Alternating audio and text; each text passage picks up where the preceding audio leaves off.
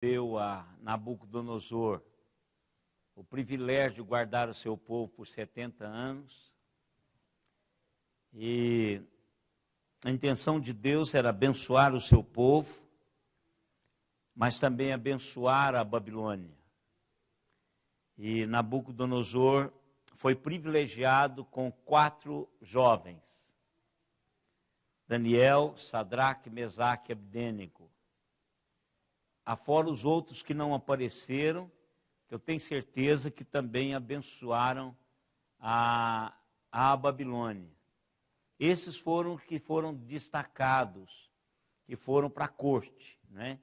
Então, esses homens abençoaram a Babilônia de uma maneira muito especial. Mas Nabucodonosor, que tinha assim uma dificuldade em aprender as coisas de Deus, ele aprendeu da maneira mais difícil. E nós estudamos 3 razões pelas quais Nabucodonosor teve dificuldade de aprender imediatamente de Deus. Primeiro, nós vimos orgulho. O orgulho de se ser o próprio Nabucodonosor. Então, ele era um homem orgulhoso, e o orgulho, ele obstrui o fluir de Deus nas nossas vidas, até porque o que Deus quer é que nós rendamos a Ele em plena submissão. Deus nos chamou para sermos servos, e servo não tem que levantar o nariz, né? Pelo menos esse é o padrão bíblico. Então, Nabucodonosor se orgulhava, e a Bíblia diz que o orgulho precede a queda, né?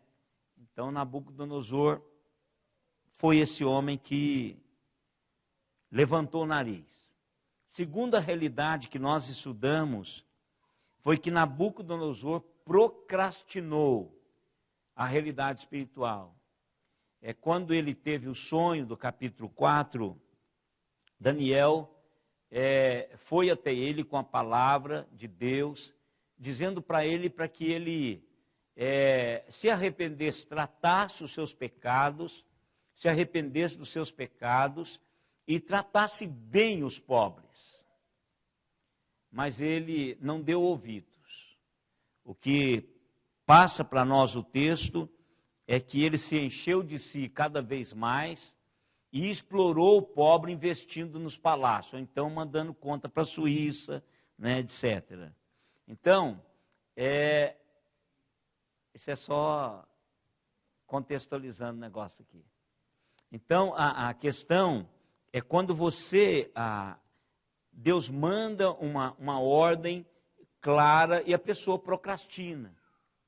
Então, eu disse aqui, a gente vai procrastinando a nossa realidade espiritual. E quanto mais procrastinamos, estamos a caminho de algo acontecer conosco que vai levar a gente na marra a presença de Deus. Então, Nabucodonosor fez isso, ele procrastinou e demorou muito a colocar em prática aquilo que ele ouviu de Daniel. Terceira realidade, nós vimos que obstruiu esta realidade de vida com aquilo que Deus queria, é a sua própria posição como comandante-mor do império poderosíssimo da Babilônia. Então ele se sentia que não precisava de fato cumprir aquilo, que ele, por ele mesmo, ele poderia, e ele fez isso. Nós lemos no verso 30, aliás, do verso 25 até o verso 30, não, até o 30, mais especificamente o 30, quando o rei disse: não é esta a grande Babilônia que eu edifiquei para a casa real com o meu glorioso poder e para a glória da minha majestade? Ou seja, ele assentiu, parece que ele estava sobre tudo, quer dizer, a posição dele que fez isso. Agora a gente fica pensando assim, mas isso, pastor, tem a ver com ele. Mas eu quero dizer para os irmãos que que eu já venho sinalizando nessas 4 realidades da vida de Nabucodonosor, eu e vocês temos muito de Nabucodonosor. Falta de humildade, orgulho. Às vezes a gente cultiva isso aí obscuramente. Procrastinar. Eu não preciso dizer mais nada, né? O culto dia 31 de dezembro é aquele culto que lota de gente que nunca veio à igreja. Não sei se é para papar a hóstia, achando que aquela hóstia do dia 31 de dezembro vai dar a eles todo o vigor para o restante dos 365 dias que vão seguir no ano seguinte. Mas às vezes vem aqui para fazer promessas que não vão cumprir. De algo que Deus já está falando ao coração deles. Mas vão procrastinando. Posição, quantas vezes a gente não queda-se ao projeto de Deus porque não queremos abrir mão da nossa posição. E não importa, pode ser uma posição que seja, qualquer uma, que interponha entre o projeto de Deus e a minha caminhada com Deus, é a sua posição. Estou falando que você vai ser um rei do império, mas qualquer que seja a posição que você ocupe, que de fato interponha o projeto de Deus e você busque os seus projetos.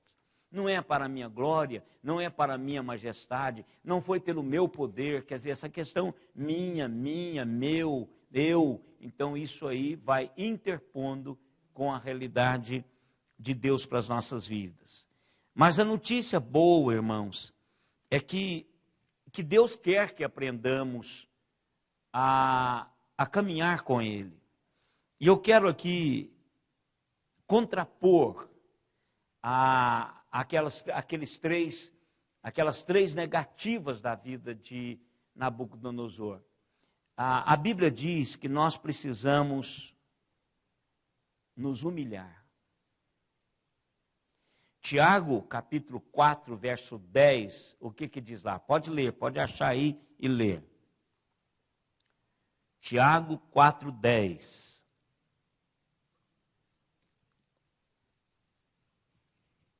Esse é outro Obadias, viu, Lucas? Pode ler.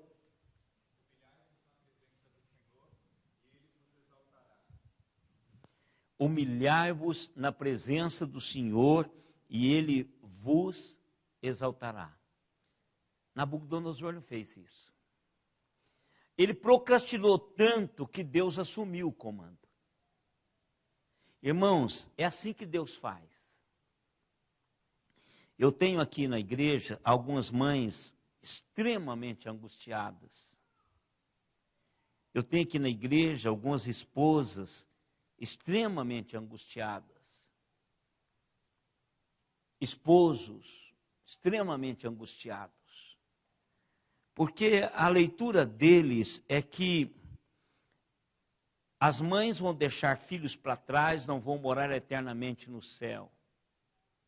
Aí eu tenho avós também, extremamente angustiados, porque o neto que ela tanto ama, o caminho que ele está tomando, não é um caminho de Deus, e ela sabe, se ele persistir nesse caminho, ela vai passar a eternidade sem o neto. E mesmo que ela não veja lá, mas ele não vai para onde ela está indo. Eu sempre digo assim, se Deus quer quebrar, Ele vai quebrar. Agora o gostoso é nos quebrarmos. Porque quando nós nos quebramos, irmãos, a dor é menor, a vergonha é menor.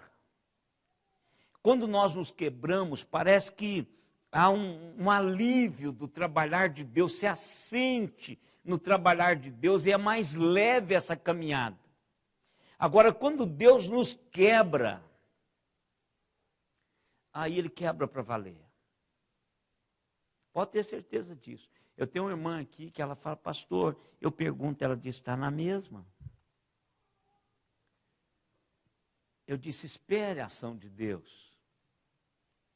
Eu não posso crer que essa pessoa, Deus vai deixá-lo como ele está. O que ele está fazendo orgulhosamente?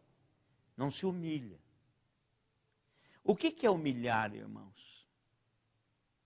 É andar maltrapilho, cabeça baixa, não olhar no olho de ninguém, é parecer assim, cheio de, eu não sou ninguém, será que é isso? O que é humilhar? Senhor, o Senhor está certo, eu estou errado.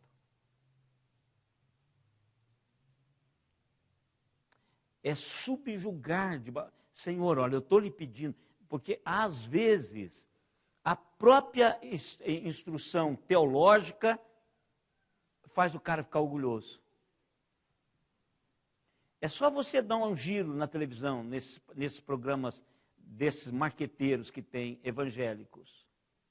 Eu não sei se é marqueteiro, se é marreteiro, se é cambalacheiro, eu não sei. É alguma coisa parecida com isso. Você precisa exigir de irmãos.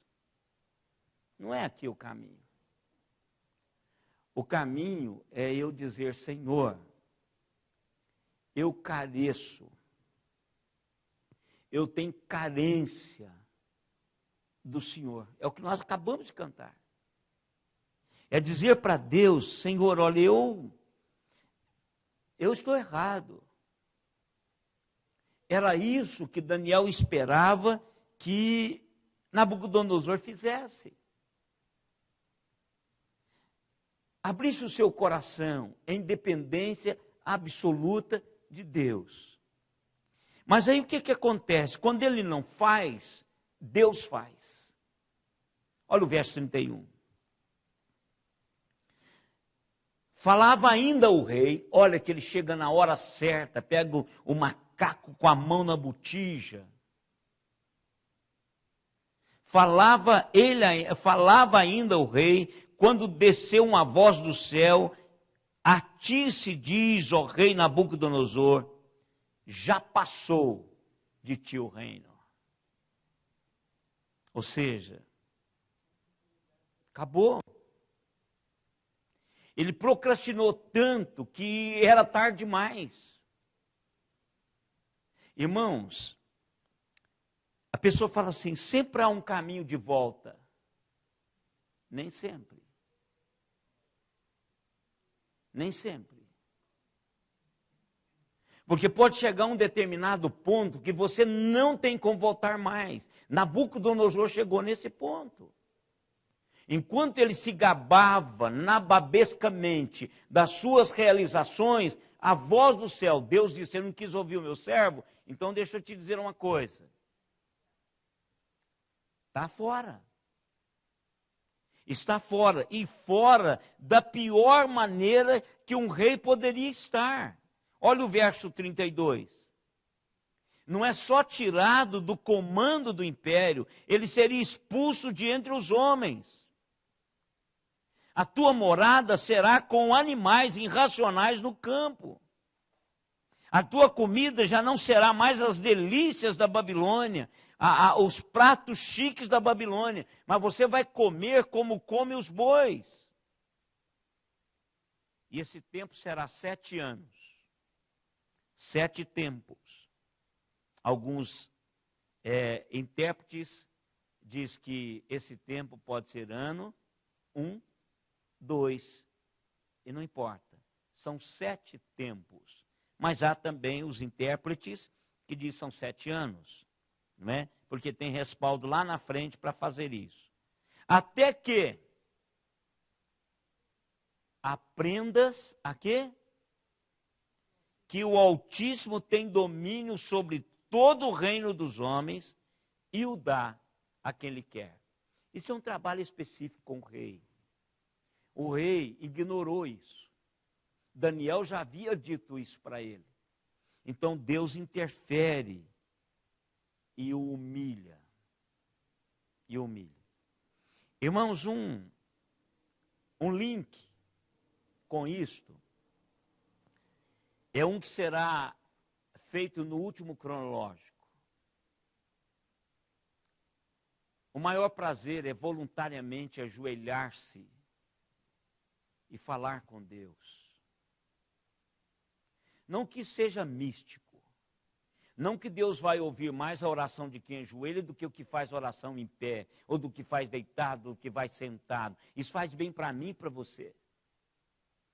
Não é para ele, tem a ver comigo.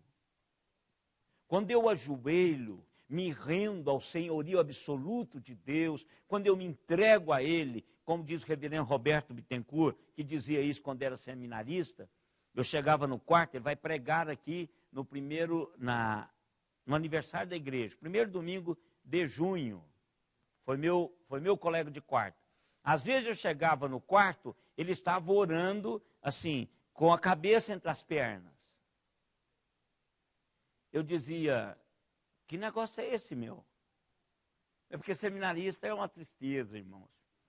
Vocês não conhecem seminarista. Conhecer seminarista tem que estar lá no seminário, não é não, Lucas? São terríveis. Pensa, universitário é terrível. Agora você imagina um universitário que convive 24 horas por dia, que dorme no prédio, que passa a ser uma família. Então você tem liberdade de descascar o outro camarada, de rir da cara dele, não é? Eu disse: que isso, meu? No meu quarto, no quarto de um teologando calvinista, você está nessa posição orando? Aí ele dizia assim: eu estou em posição fetal, porque assim eu me sinto amparado por Deus e digo para Ele que eu não posso dar um único passo sem Ele. Há 30 e tantos anos atrás, quase 40, ele disse isso. E eu fico pensando, irmãos, quando Jesus voltar, a Bíblia diz: todo joelho se doblará e toda língua confessará que Ele é o Senhor. É igual aqui. Todos estão dizendo que Ele é o Senhor, mas as pessoas resistem. Mas vai chegar um momento na história em que o rasgar dos céus vai impulsionar a todos a ajoelharem. Ou seja, humilha agora, com esse prazer de ter Deus como Senhor, ou você vai humilhar depois. E aí, tarde demais.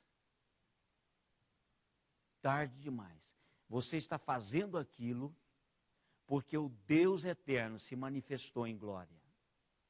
E só a presença dele, isso vai ser compulsório, irmãos. Você não vai querer, você não vai resistir, você vai cair de joelho. Cairemos nós, outros, que já o servimos, nós vamos cair, eu acho que nós vamos cair antes de joelhos,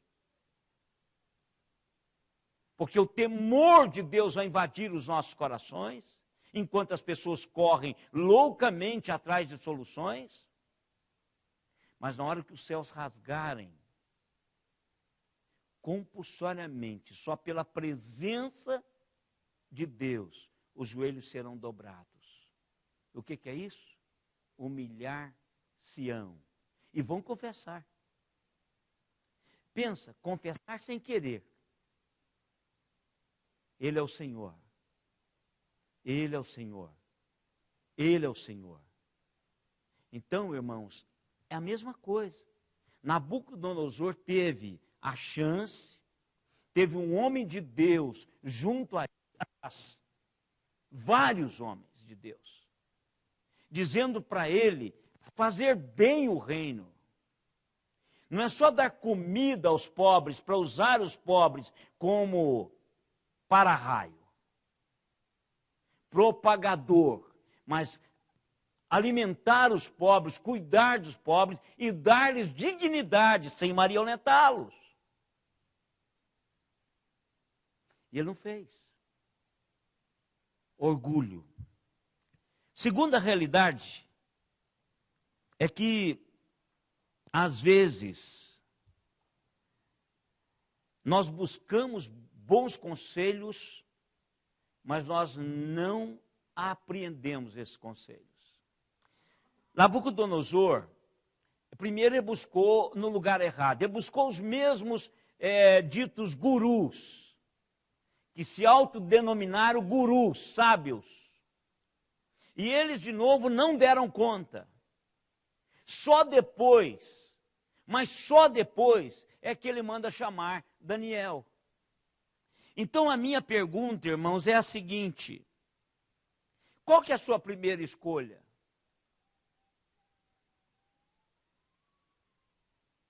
Para aconselhar-se? É a internet, o horóscopo, uma página qualquer de bate-papo? É o seu grupo? Ou você busca a Deus com a intenção de obedecê-lo? Porque Nabucodonosor não foi a primeira escolha de Nabucodonosor buscar Daniel. Ele buscou, ele viciou-se buscar aquelas pessoas que nada sabiam. Ele já tinha experiência disso. Eles não conseguiram lá atrás, mas o que ele pensou foi que agora é mais fácil. Agora eu só quero a interpretação. Então, se eu quero a interpretação, eles sabem, estão cansados de saber. Mas, irmãos, os mistérios de Deus, só Deus sabe.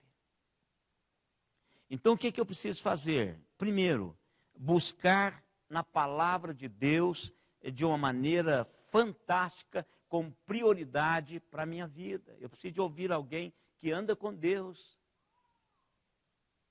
com alguém que já experimentou a realidade de Deus naquilo que eu estou caminhando agora. Eu preciso saber alguém que já passou por lá para me dizer como é que Deus agiu na sua vida, como Ele fez para Deus trabalhar a sua vida. Buscar conselhos e caminhar neles. Daniel diz: ajude os pobres, mas não adiantou.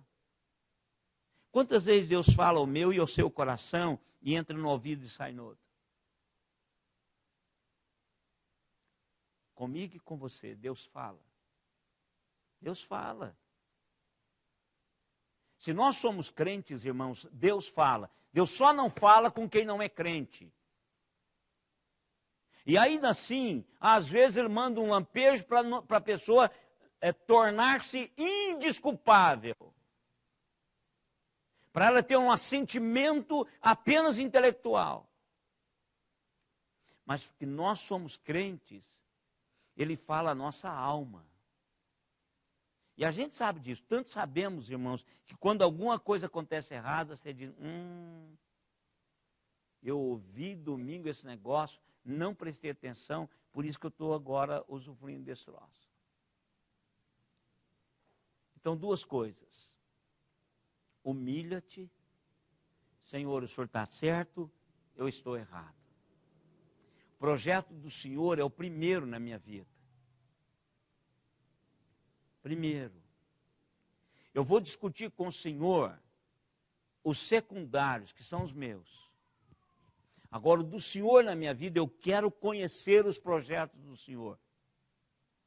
Primeira coisa.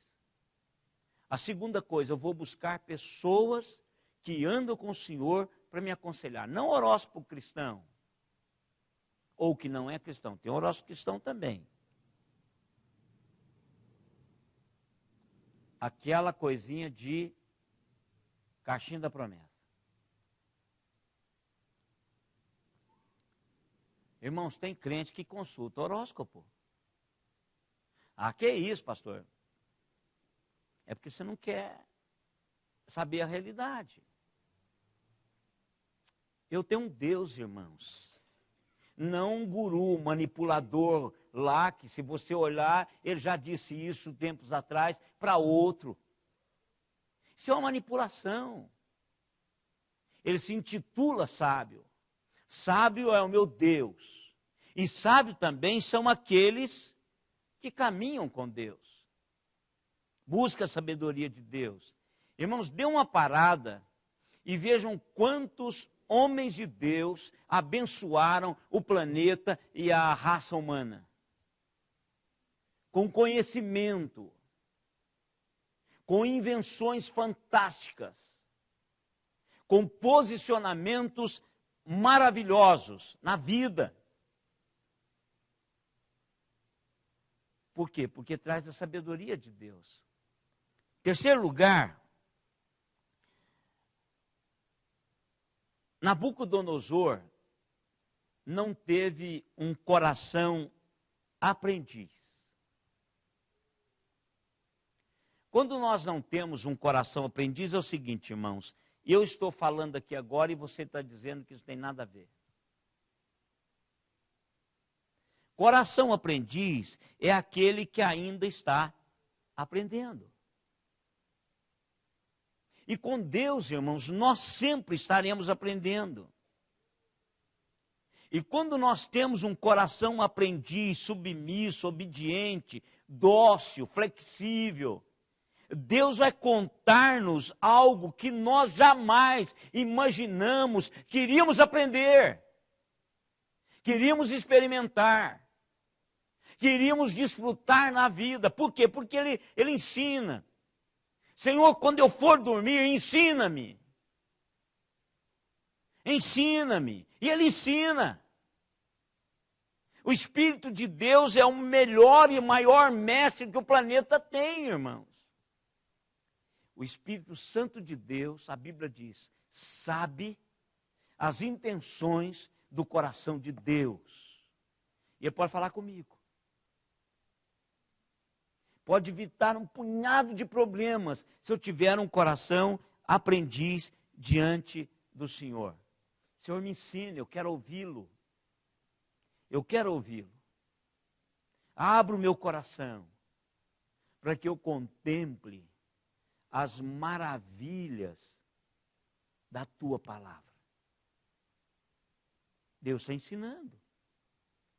Se nós prestarmos atenção, irmãos, no manual do fabricante, nós viveríamos muito melhores.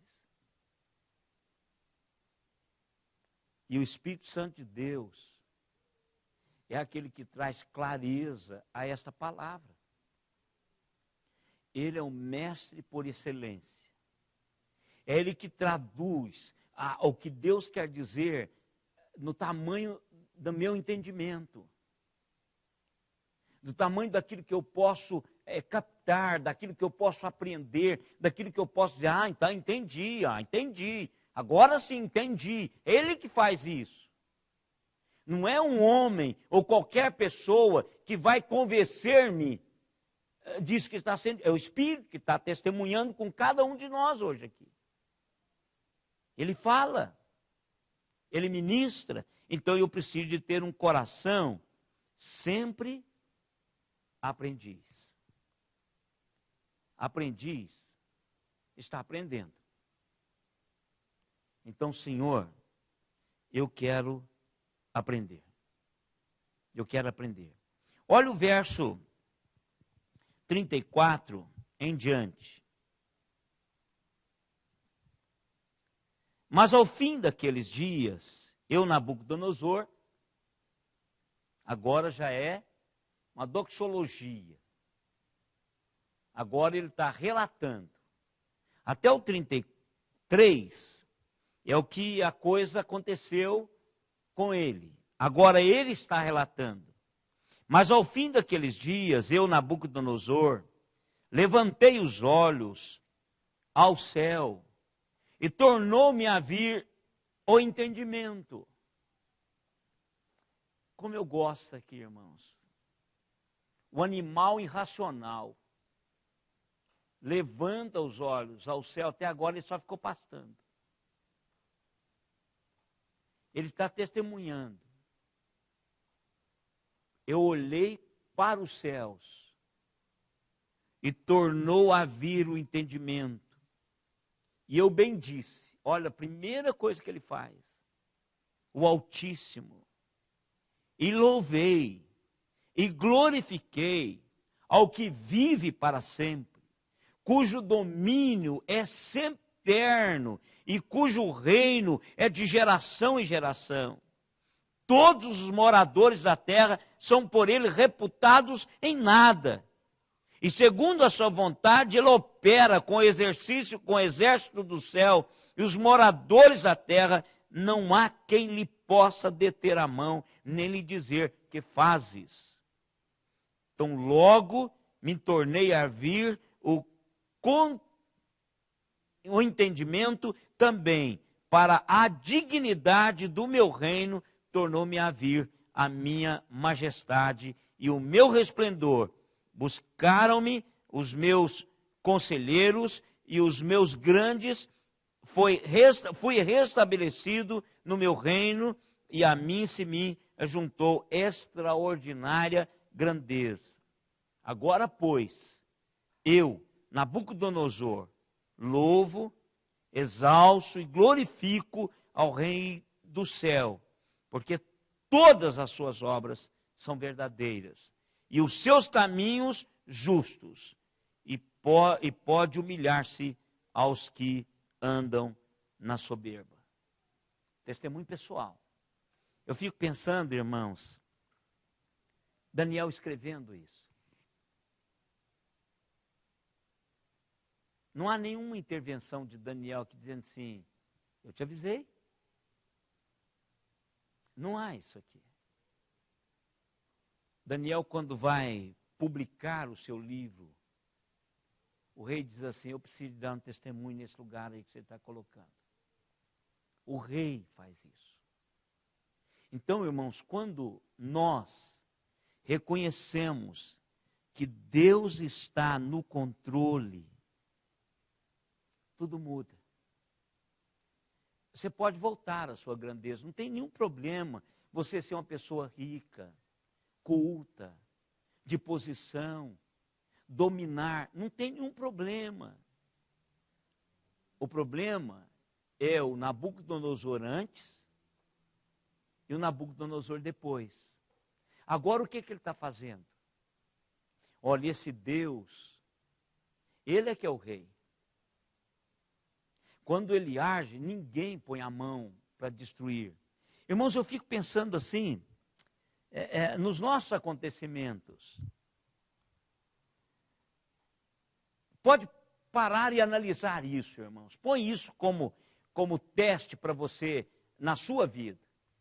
Quando Deus tira a sabedoria das pessoas, elas se matam. Elas se destroem. Elas não conseguem caminhar nada.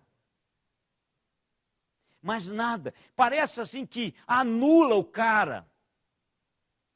Eu fico pensando o Valdir Maranhão. À noite de segunda-feira. Como eu fui burro desse jeito, como eu fui manipulado, aonde que eu fiz uma besteira dessa? E com ele, um punhado de outros. Sabe por quê, irmãos? O Deus soberano faz assim. Ele fica por conta dele. E quando eu e vocês, irmãos, eu primeiro, quando depois vocês, eu primeiro, fico por minha conta, irmãos, eu começo a fazer besteira. Já experimentei isso. E não foi uma vez só. Foram várias vezes que eu senti nitidamente que eu lá estava desprovido da sabedoria de Deus. Por isso que eu estava metendo o pé pelas mãos. E se você fizer uma análise na sua vida, você vai encontrar alguma brecha dessas na sua caminhada.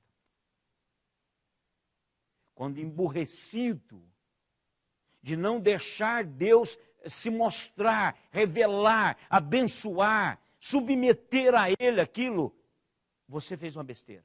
Tenho certeza disso. Isso não é privilégio de pastor. É de todos nós. E aí você vai olhando essas pessoas.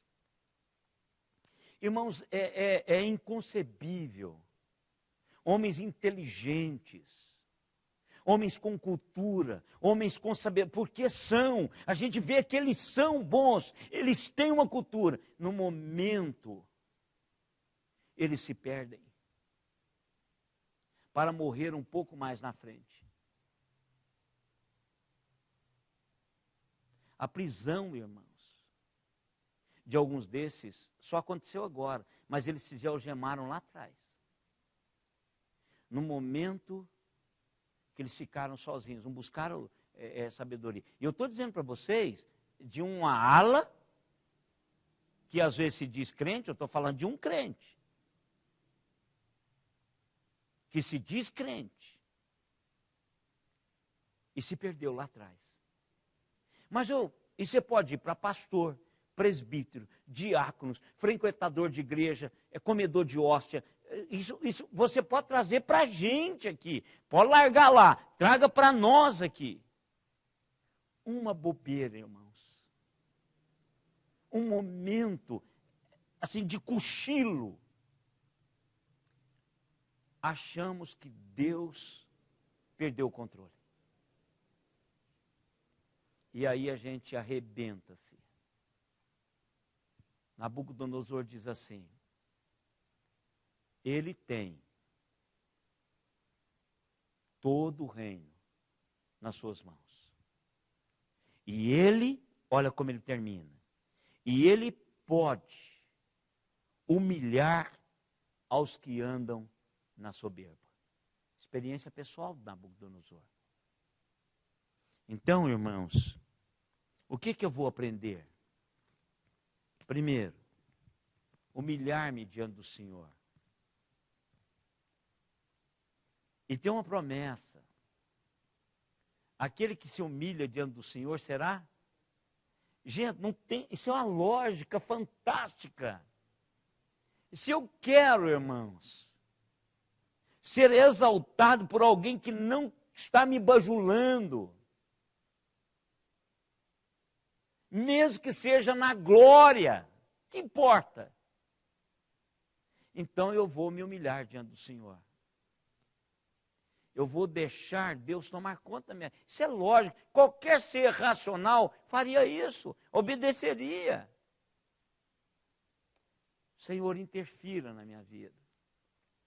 O caminho que eu estou caminhando é uma rota de suicida. E eu sei e você sabe, irmãos. Sabe assim, que eu fico pensando, eu gosto de leilão. Eu gosto de leilão. Eu acho que se eu não fosse pastor, eu seria um camarada. Não, eu sou para comprar. Eu não sei o que eu seria. Eu acho que eu seria rico. Certeza. Eu ganharia muito dinheiro. Não é esse o alvo. Mas o fato é, eu tenho, irmãos, um peso no meu coração quando eu vou nos pátios de leilão. Um momento de bobeira, exceto aqueles que perderam o emprego e não pode pagar, perdeu o bem. Mas eu conheço, esse eu acho que são 30%, mas eu conheço aquele camarada que ganha um tanto que não dá para comprar aquele carro que ele comprou. Até talvez dê para comprar, mas não dá para pagar IPVA, não dá para manter o carro, não dá para pagar que essas prestações. Olha, imagina, 60 prestações de 1.500. Gente do céu. Isso é um suicídio. Nós sabemos, irmãos, quando nós estamos entrando numa furada. Se somos crentes, Deus tira a nossa paz. Olha, a Bíblia diz que a paz de Cristo seja o árbitro nos seus corações. Eu sempre digo, a Simone tenta me segurar um pouquinho, mas eu falo, bem, eu compro casa pegando fogo se eu tiver a paz do Senhor no coração. Eu já fiz isso. Pegando, não, já tinha apagado, mas ela queimou, todinha. Paz, irmãos, nós temos um Deus, a gente precisa, para casar, pode buscar Deus nisso, vá dormir em cima do projeto, não entra no marqueteiro, vai acabar, se acabar, meu amigo, não é para mim. Eu preciso de orar com um camarada que é para falar com Deus que é o dono do meu dinheiro. Ele que sabe o que vai acontecer comigo amanhã. Detalhe, submeter isso a Deus. Não levantar o nariz e falar, eu sou um bom administrador. Senhor, olha, eu sou bom. Sabe assim, quando eu fiz umas 2 compras ruins, vocês acham que eu fui para onde? Senhor, o senhor quer que eu pare com isso? Ou o senhor está tirando de mim a sabedoria de comprar as coisas? Eu fui para ele e disse para ele isso. O senhor quer que eu pare com esse negócio? Ou o senhor está tirando de mim a sabedoria? Porque eu nunca errei. Por quê? Eu vou para o lugar, eu disse, Senhor, se não for, não me deixe. Eu oro o tempo todo. E quando bate aquele desconforto, já era. Já era. Eu não importo voltar de mão vazia. Eu fico satisfeito quando o negócio não acontece. Qualquer negócio comigo. Porque a partir do momento que acontece, eu sou responsável por aquilo que está acontecendo. Se não acontece é porque ele disse, não é. Eu corri. Senhor, restitui minha sabedoria para fazer isso. Porque senão eu vou parar de comprar. Eu vou parar de investir. Quem sabe seja mesmo o momento de parar. Eu não tenho problema com isso. Então Deus, você pode buscar, render-se a Ele. O dia que Deus parar de me dar texto, irmão, para pregar, e alegria em pregar, eu vou parar de pregar. Porque na minha intelectualidade, vocês vão ouvir só abobrinha. Eu vou repetir tudo que eu falei durante 16 anos. Deus é que tem coisas novas. E a gente precisa estar lá para a sua vida, para a minha vida. Por isso que a gente precisa render aí o coração aprendiz, dócil, maleável. E ele tem coisa para ensinar, irmãos. Anunciar-te-ei coisas grandes e ocultas que não sabes. Deus tem tanta coisa, irmãos, que nós ainda não experimentamos quase nada. Eu digo depois de quase 37 anos no ministério. Pastor Lucas está começando agora. Quanto tempo você foi? Seminário até agora 6 anos. Está novinho ainda. Tem muita coisa aí para você experimentar. Mas ainda assim, eu não experimentei tudo. Porque é inesgotável, irmãos. É inesgotável. Inesgotável. Nós estávamos falando na reunião de oração de terça-feira passada, comentando lá com os irmãos, falei de novo da Mari. A maioria esmagadora da igreja, que a nossa igreja, acha que a Mari está mentindo quando ela conta os milagres da sua vida.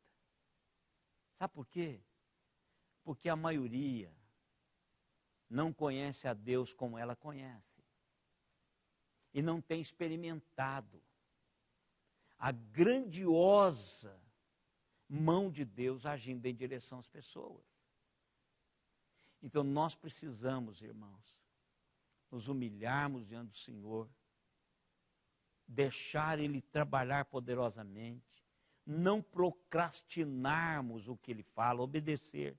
Porque à medida que nós obedecemos, Ele faz acontecer. À medida em que nós assentimos naquilo que está apontando, Ele faz acontecer. Olha, leia aquele texto da travessia do Jordão.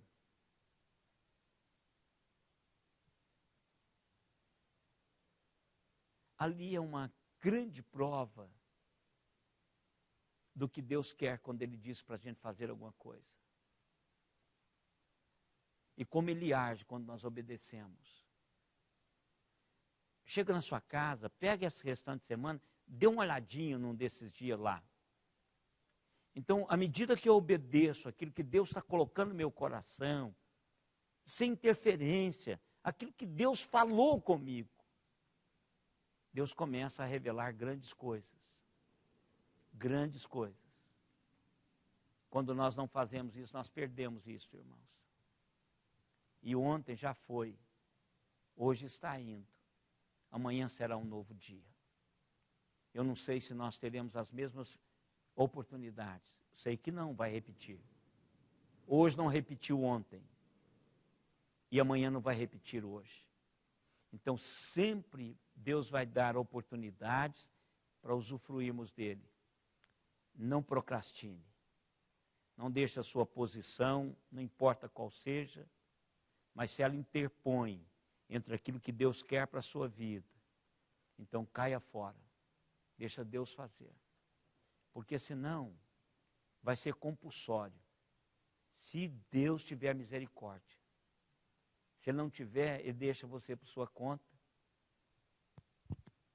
Acabou. Eu não sei se Ele vai me trazer na marra, exceto naquele dia. Então eu obedeço hoje. Eu não brinco com Deus. Nós não podemos brincar com Deus. Porque Ele é Deus e nós não somos. Não esqueça disso. Vamos colocar em pé e vamos orar de novo.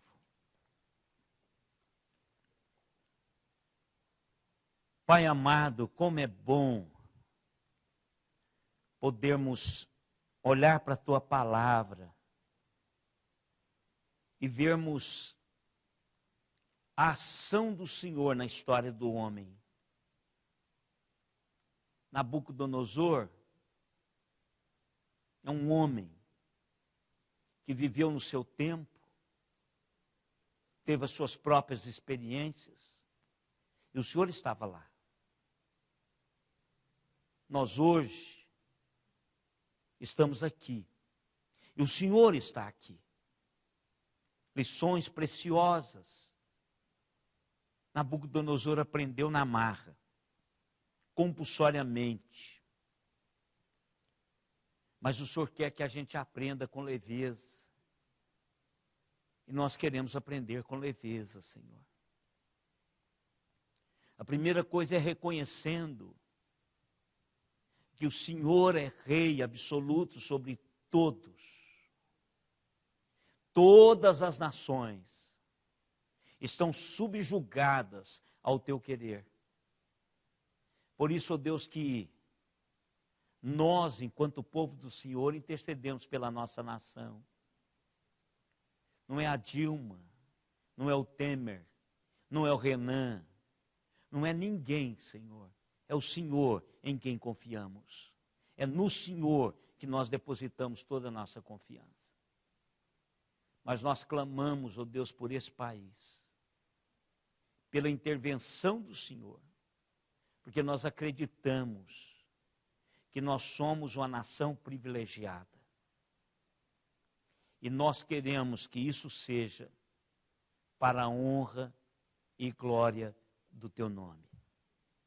Igrejas fortes, crentes comprometidos e fortes, Deus tenha misericórdia de nós.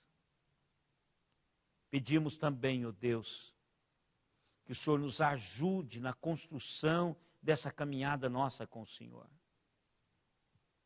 Para que, se porventura alguma coisa em cada um de nós que desagrade o teu coração, remova, em nome de Jesus. Faça-nos ver, não somente isso, mas as consequências disto na nossa caminhada, Senhor. Ajude-nos, Senhor, a interpretar, não sonhos, mas o nosso momento real de cada dia, para que possamos viver com diligência, possamos viver, ó Deus, consequentemente na Tua presença. Pai, muito obrigado pelo resultado de hoje à noite no Senado, porque nós cremos que essa é a Tua vontade. Nós acreditamos, ó Deus, que o Senhor não nos desamparará. Porque há tantos, milhares de homens e mulheres jovens, adolescentes e crianças brasileiros que amam o Senhor verdadeiramente, que estão comprometidos com o Senhor verdadeiramente. Por isso, ó Pai, abençoe-nos, em nome de Jesus. E agora, irmãos, que a graça do Senhor Jesus Cristo, o amor de Deus, o nosso eterno Pai, a comunhão, as consolações e o poder do Espírito Santo estejam em nós e sobre nós, até aquele dia, quando com Ele nós nos encontraremos. Amém, Senhor. Amém.